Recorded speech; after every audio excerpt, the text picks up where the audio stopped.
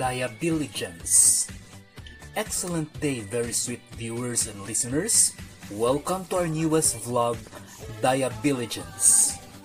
This is a combination of two words, diab for diabetes and ligens for intelligence.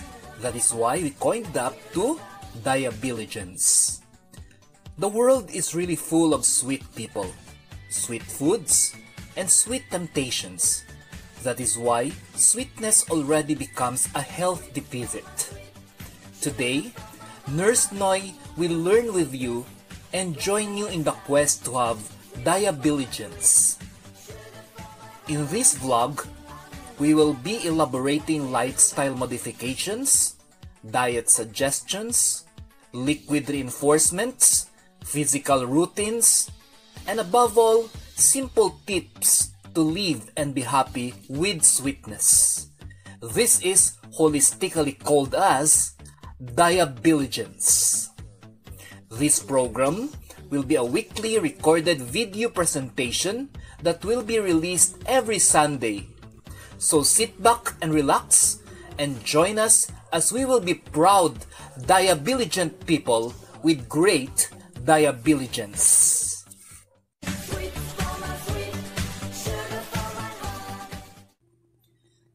Good morning, Diabeligent viewers and listeners.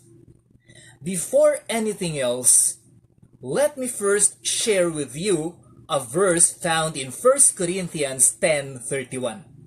It says, "Whether therefore ye eat or drink, or whatsoever ye do, do all to the glory of God."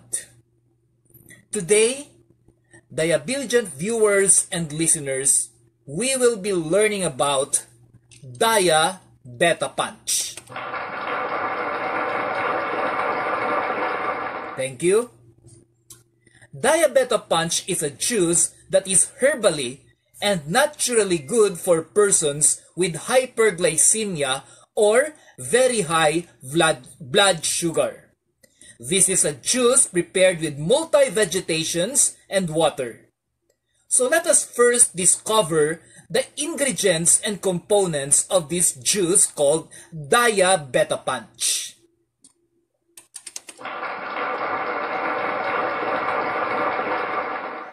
So the first ingredient is insulin plant or Custos igneus. The leaves of this plant is considered to be an equivalent of glibenclamide 500 micrograms per kilograms medication. Thus, it is proven to have lowered blood sugar levels in persons who do fasting blood sugar or no meals testing or postprandial sugar testing or after meal testing. Thus, this is a natural remedy for increasing blood sugar.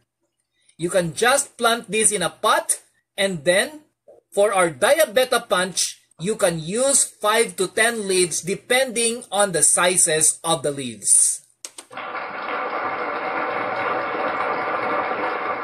Second ingredient, we have the Ashitaba plant, or the scientific name is Angelica kayeski, which contains high levels of antioxidants which combat cell-damaging free radicals. Health benefits of this plant or the Ashitaba plant includes prevention of cancer, supercharging the immune system, improving the central nervous system, support cardiovascular health, detoxify the blood, increase metabolism, and it is also used as a prevention or treatment for diabetes. In diabetes, it helps in neutralizing blood sugar levels.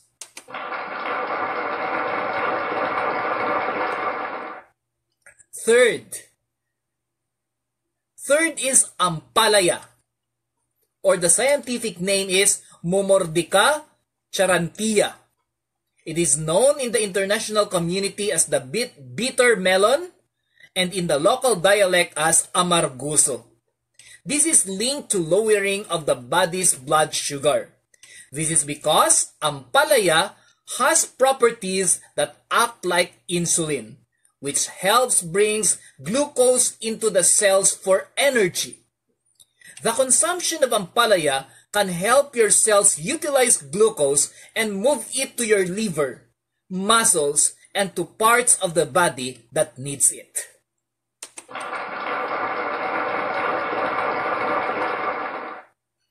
Next, or the fourth, is cucumber or cucumber. The scientific name is Cucumis sativus. Cucumber has a high fiber characteristic, and it is noted by science to help in disposing body dirt and waste, thus minimizing retention of cholesterols and other sugar-forming substances. It contains high fiber content. Additional fiber is also noticed and is always a great key in lowering sugar levels by disposing out sugar waste from our body.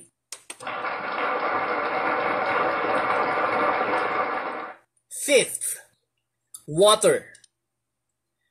Of all the liquids, water is the best water source for diabetic patients or patients experiencing hyperglycemia or very high sugar content in the blood. The reason is, water has no sugar content and it will not need any sugar content to have a soothing taste, for water is already a usual liquid for human beings.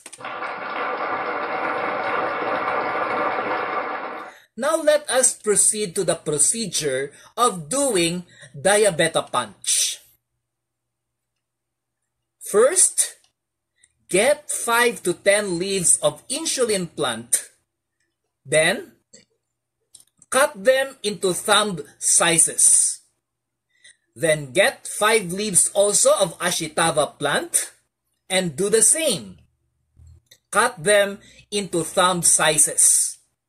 Then get your ampalaya, measure just an inch in vertical height, and cut them small.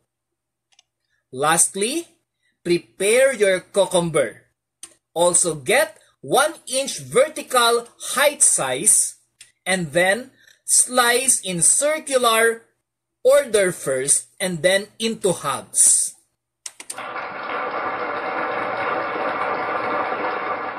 Now, prepare your blender with 2 glasses of water in it.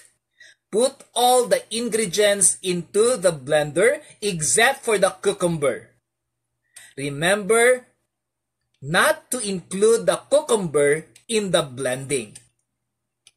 Then, blend the contents for 2 to 3 minutes, and after that, you can have 2 outputs here. The first output is, well, you do it this way. Get a strainer and then strain your blended content and just get the juice. After doing so, get the sliced cucumber and put it inside the glass. This is now your Diabetapunch, clear and without pulp. So that is your first preparation.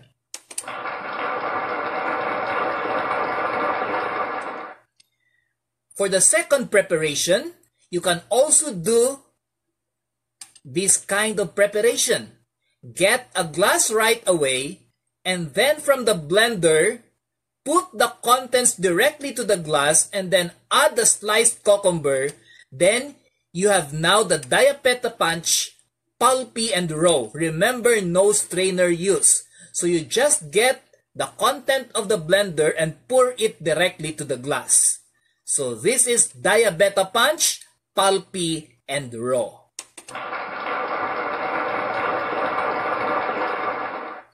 Now, the suggestions for intake. The Diabetapunch is suggested to be taken in half glass before breakfast and half glass before dinner. So one blending cycle can mean 2 days intake. Just refrigerate the contents to preserve its consistency and its taste. Now let us have the actual demonstration. Here is a simple demonstration how to do a Diabetapunch. All we need is a blender, a knife, a chopping board, 2 glasses, mesh plate, and our ingredients.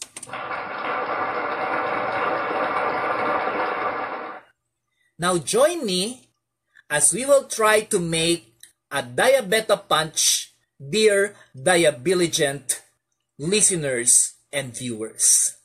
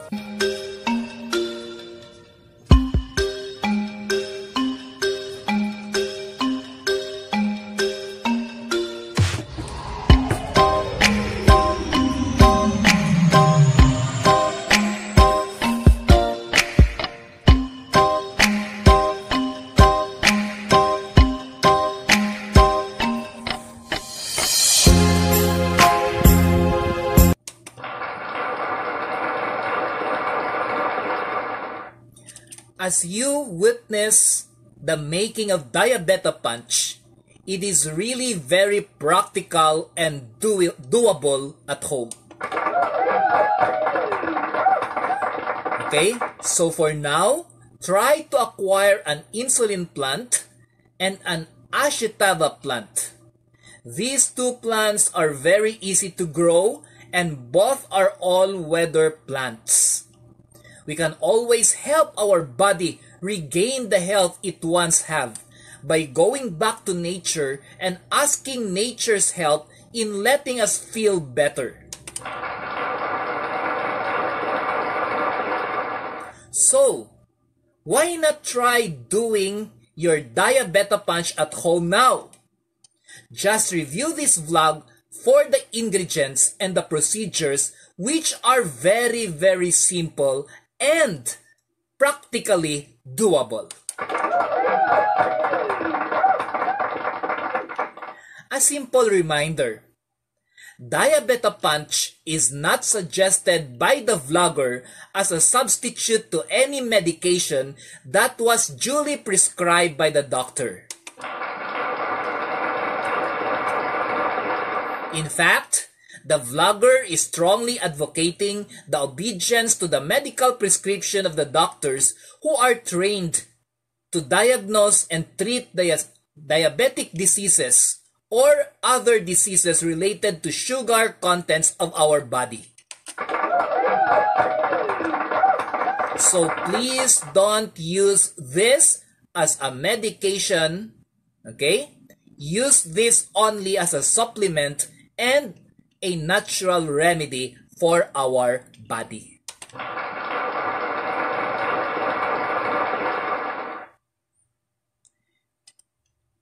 Diabeligent listeners and viewers, the Jervin Eagle Viewpoint Vloggers community would like to thank everyone for the support to our YouTube channel.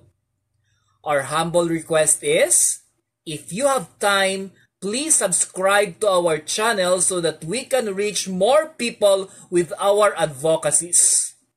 Your pressing of the subscribe button below this video will help more people benefit from the simple tips that we are introducing here in the Diabeligence vlog.